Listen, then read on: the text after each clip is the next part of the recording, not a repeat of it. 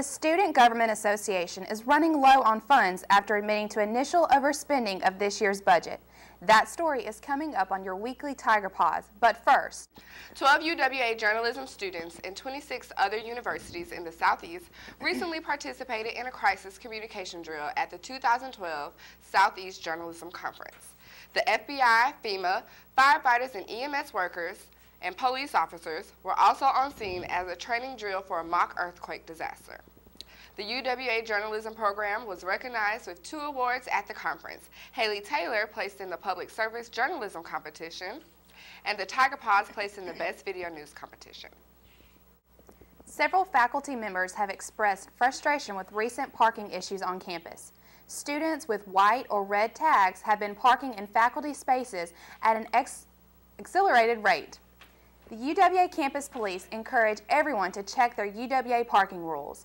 Tickets will be administered to those who park in unauthorized locations.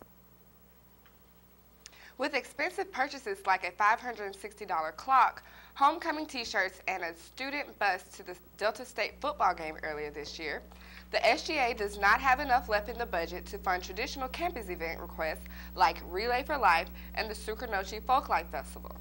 Now to Alan Pilkington with more on the story. Doubts have been cast this semester about the current financial situation of the Student Government Association. To find out more, I talked with the business manager, Nicholas Finch. What do you have to say about certain expenses of this past semester and the previous semester that lead people to believe that SGA is in financial trouble? Well, personally, I believe there's a lot of expenses that didn't have to be made. There were several expenses that kind of happened and caught us by surprise, but for the most part, they're all legit. I'm Alan Pilkington reporting for Studio 96 Productions. The SGA has stated that this year's budget concerns will likely change how money is spent in coming years. In other campus events, Dr. Mark Hersey will present a lecture in the Bell Conference Center on Tuesday at 6:15.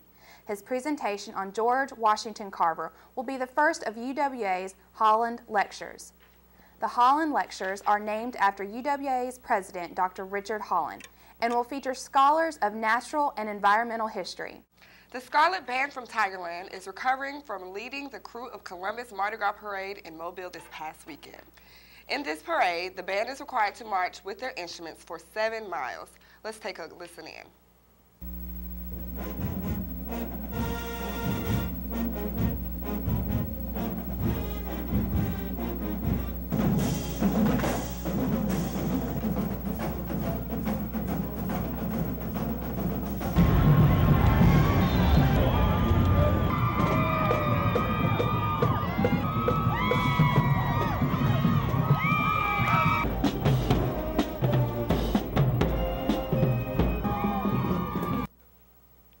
It was a gloomy weekend full of rain and flash flood warnings.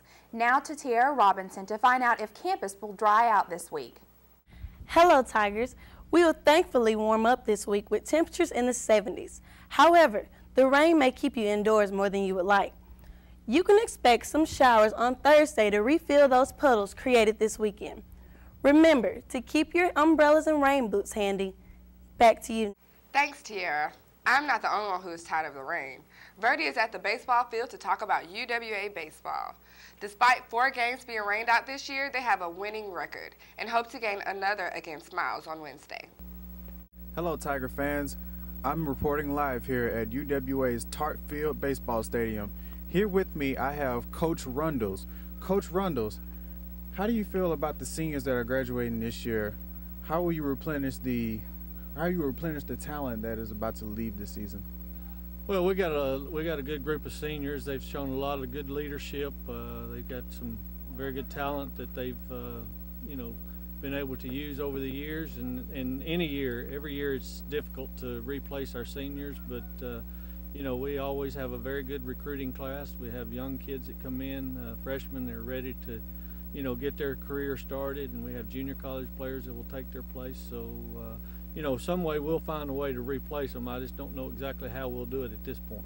We mainly are looking for young pitching this year, which is very hard to do, but you know, everybody's looking for pitchers to come in and be able to make an impact in their program, and that's one of the things we're really going to emphasize this year. That's great, Coach Rundles. So, UWA Tiger fans, if you know any baseball players that aspire to play at UWA, especially pitching, let them know to get their pitching hand ready for tryouts.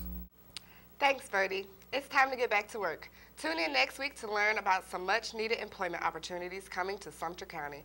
We will see you then. Have a great week, everybody.